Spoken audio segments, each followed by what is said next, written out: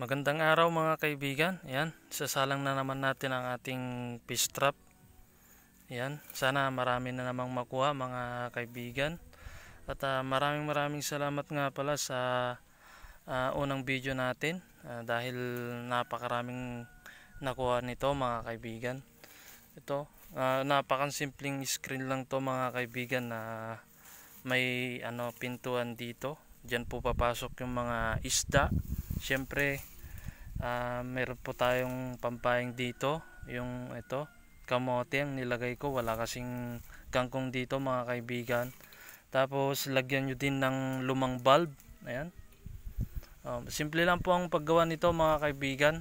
Ayan, tsaga lang, ano,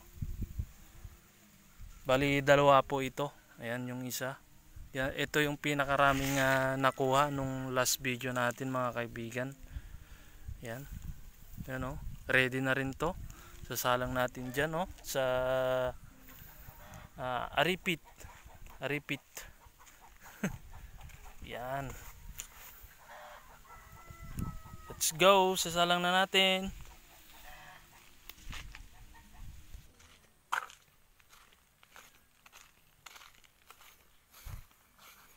Yan. Pwede dito mga kaibigan. Yan. Okay.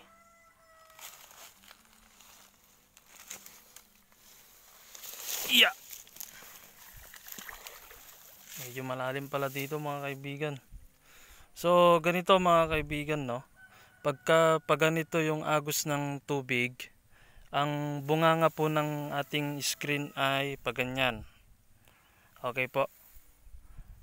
Parang ganito po.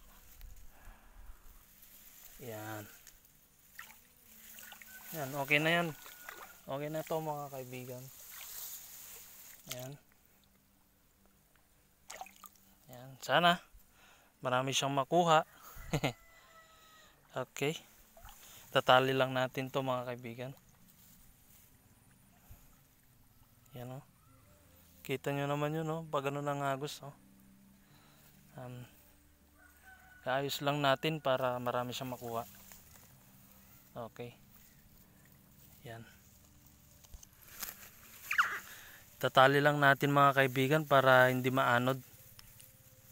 Ayan.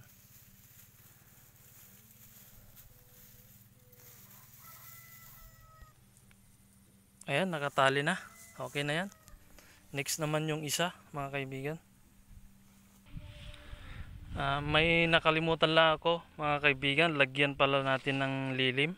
Ito, panlilim para hindi umalis yung mga isda. Yan, liliman natin mga kaibigan. Ito na lang ilagay natin. Yan, pwede na to. Saan na yun? Ayun. Yan. Ganyan lang mga kaibigan.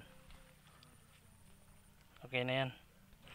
Itong isa naman mga kaibigan, ihanap natin siya ng magandang location kasi ito yung nagtrending natin na screen.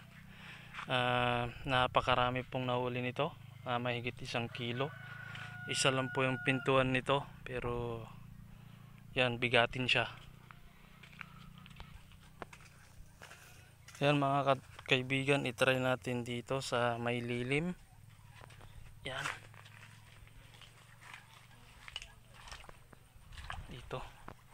Hindi na kailangan ng dito, lilim. Hindi na kailangan takpan. Yan. Malilim na. Maraming kahoy. Yan. Sana marami kang makuha. Yan, dito na. Okay. Yan. Ganon din pagka ganito yung agos ng tubig, dapat andyan po yung kanyang bunganga, ang kanyang pintuan. Yan.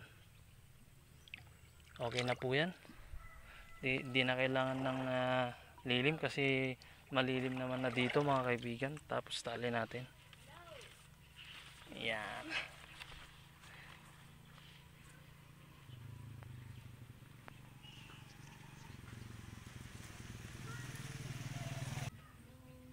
Mamayang hapon mga kaibigan, update ko kayo kung marami ba siyang makukuha o baka zero. Pero sana marami kasi okay naman yung ating kan. Lagyan natin pala ng bato para hindi umangat yung sa likod dito. Ayan. Okay. Hello guys, magandang araw. Ngayon po ay umaga. Check na natin yung ating nilagay na fish trap. Sobrang lakas po ng ulan kagabi, kaya ito, check natin kung may nakuha na mga kaibigan. Ito yung tali, oh. Yan, tanggalin muna natin to.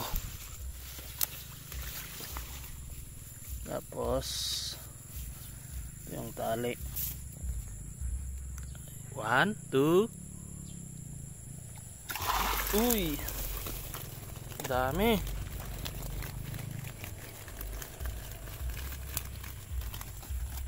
Dami pa rin mga kaibigan. Try natin isa. Natin yung isa dito. Yan, medyo malalim na eh. Taas ang tubig.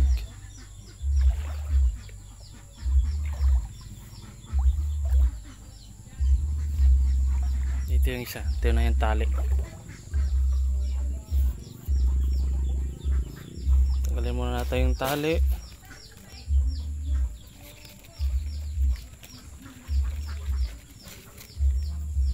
One, 2, 3.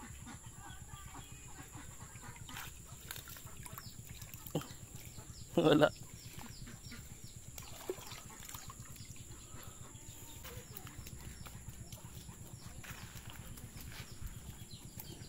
Yay, may ulam na tayo mga kaibigan, yan o. Mga ilang peraso naman yan, masarap yan ilaga, tapos iprito natin. Yay, salamat mga kaibigan.